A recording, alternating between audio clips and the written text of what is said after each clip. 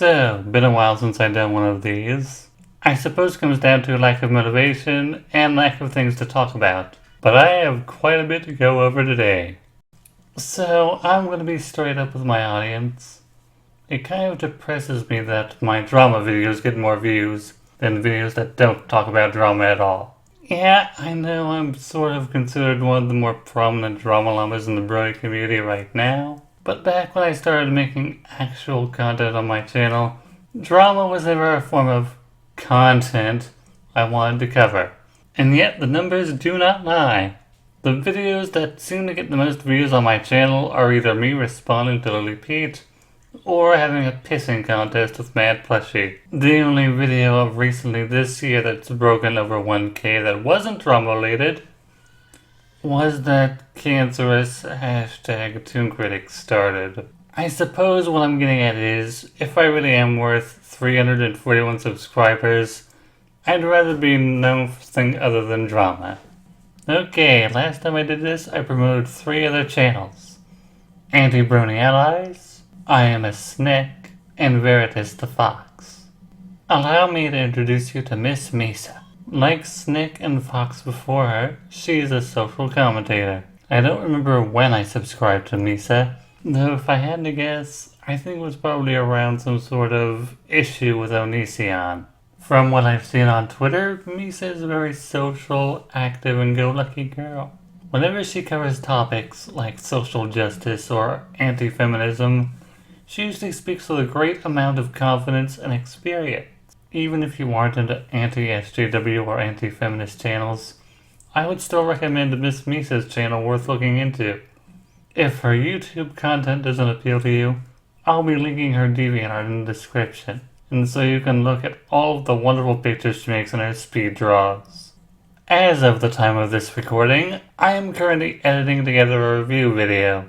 I will be doing my first ever review on a Season 7 episode of My Little Pony called Not Asking for Trouble. I've shared my progress around with some of my friends and peers, and they've said that the only issue they have with the video so far is that a particular gag seems to go on a bit too long. I am currently waiting on someone I asked to do a particular editing trick, and I'm hoping that the final product will at least be passable.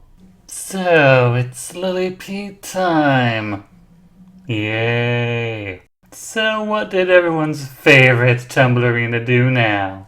Well, her most recent glass of water video is a response to Voice of Reason, and she spins the narrative that this is a personal attack on her, hiding behind the opinion card. Even though if she did any actual research, she would know that this was a 2-year-old video, and he was reading off a post someone else wrote about her. So despite what Lily would have you believe, no. This wasn't an act out of spite against her on Voice's part. As to be expected, everyone who knows Voice and the context of that video Lily responded to got incredibly outraged, while others, such as myself, recognized her lie about encouraging discussion, a total load of bullshit. Lily Pete does not encourage or condone any opinion that goes against hers. More often than not, a good chunk of her comment sections are full of people who parrot back what she has said in her videos. And I feel I know why they do this. At least a good half of them know that unless they say everything she wants to hear, they will be cut off and regarded as knobs. While the other half take in everything she says as honest-to-God truth, that other bronies in the fandom are god-awful human beings and parrot it wherever they can. The people who do this have no opinions of their own. I'm saying that because I believe it, and I have experienced it. A few months ago, one of Lily Pete's fans came across my commentary on her and simply repeated, hashtag earn that respect. When I asked if they'd actually watched the video, they said, I don't have to. It's a Lily Pete hate video. When I said you can't actually judge it unless you watch it, that person deleted their comment. That is the mentality of a Lily Pete fan. If they cannot argue someone with logic rather than emotion, they will back away and pretend that the argument never happened. As if I needed further proof that Lily does not like engaging with people that criticize her or have differing opinions, she installed a block bot to block everyone who follows FNGR on Twitter. It doesn't matter if they say anything about her on their channels or not. If they are associated with FNGR in any way, shape, or form, they were blocked. And this sparked the trend, blocked by Lily Pete, where everyone who was blocked by her openly mocked Lily by displaying badges that were made by Dog Eye Crimson. Now you may be asking, how do I know she used a block bot? Ephraim Josine himself.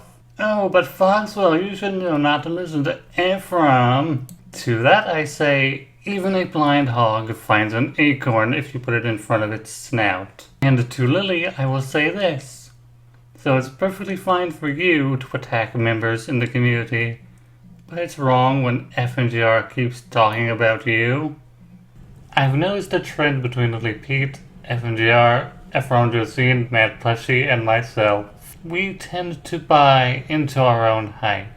If you truly and honestly buy into what you are saying, believe yourself to be in the right, and have the confidence to go through with speaking it aloud, sooner or later, you will piss people off.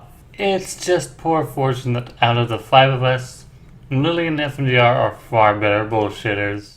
There is a reason Mad Plushie and myself do not get along. We find each other insufferable, and as a result, we do not take stock in the other's opinion. Our opinions on each other are very, very petty, and it seems that the only way to keep from fighting is to stay away from each other. Likewise, it seems that the LCC and anyone who sympathizes or agrees with their logic is looked down upon by the Neo-CC. This is Mr. A member of the commentary group Corporation of Alternative Nitpickers, a group I run.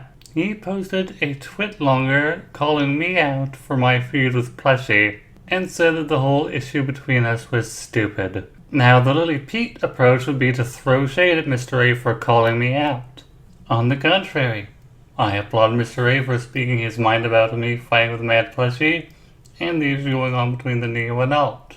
Before I go, there's one more thing connected to Lily that I want to get out there. This is my phantom sibling Novella. She is also Voice of Reason's girlfriend. As to be expected, she was very, very angry with Lily's video and made a response blog on Tumblr. I asked if she would care to read it off at the end of this video, and she said yes. But seeing as how she hasn't gotten back to me with that recording, I will be linking the post in the description. If she ever does get around to recording herself reading off her post, I will be adding that as well. Anyways, I am Night. Thanks for letting me share my thoughts. Please share yours with me.